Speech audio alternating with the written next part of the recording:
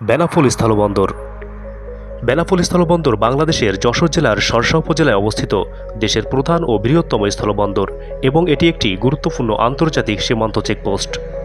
ভারতের পশ্চিমবঙ্গের পেট্রোফোলের বিপরীতে অবস্থিত এই বন্দর দিয়ে বাংলাদেশ ভারতের অধিকাংশ পণ্য আমদানি রপ্তানি ও পাসপোর্টধারী যাত্রীরা নিয়মিত যাতায়াত করে থাকেন।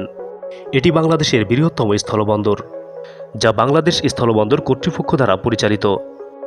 ভারত থেকে আমদানি করা পণ্যের প্রায় 90% এই বন্দর দিয়ে আসে। 1971 সালে মহান মুক্তিযুদ্ধের সময় এটি ছিল 8 নম্বর সেক্টরের অধীনে।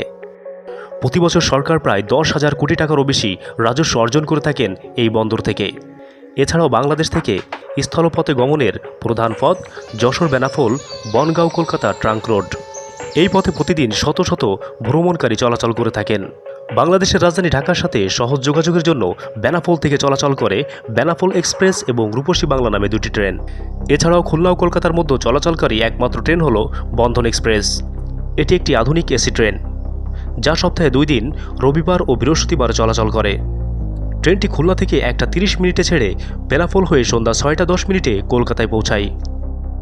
বেনাপোল স্থলবন্দর দিয়ে স্বাভাবিকভাবে সব ধরনের দূরপাল্লার বাস চলাচল করছে। বাসগুলোর মধ্যে রয়েছে সেন্ট মার্টিন, দেশ ট্রাভেলস, শ্যামলী ও একে ট্রাভেলস সহ বিভিন্ন পরিবহনের বাস এই রুট দিয়ে নিয়মিত চলাচল করছে। বাসগুলো সাধারণত ঢাকা থেকে কলকাতা ও কলকাতা থেকে ঢাকা রুটে বেনাপোল হয়ে চলাচল করে। অনেকে বেনাপোলকে মাদকের আঁতুড়ঘর হিসেবেও বিবেচনা করে থাকেন।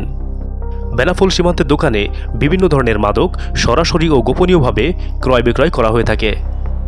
দেশের বৃহত্তম স্থলবন্দর বেনাপোলকে ঘিরে একটি শক্তিশালী চোরাচালান সিন্ডিকেট সক্রিয় হয়ে উঠেছে। ভারতীয় ট্রাক ব্যবহার করে বিভিন্ন চোরাই পণ্য আনা হচ্ছে বাংলাদেশে। স্থানীয় ব্যবসায়ীরা জানান, বেনাপোলের বেশ কিছু চিহ্নিত ট্রাক ড্রাইভার প্রতিদিন রপ্তানি পণ্য বোঝাই করে ভারতে যায়। ফেরার পথে ভারতের বনগাঁও ও কলকাতার ট্রাক চালকদের সঙ্গে চুক্তি করে বাংলাদেশি চালকরা ভারতীয় ওষুধ, কসমেটিক্স, মাদকদ্রব্য, পোশাক, শাড়ি, খাদ্যদ্রব্য সহ বিভিন্ন পণ্য ভারতীয় ট্রাকের কেবিনে লুকিয়ে বেনাপোলে বন্দর নিয়ে আসছে।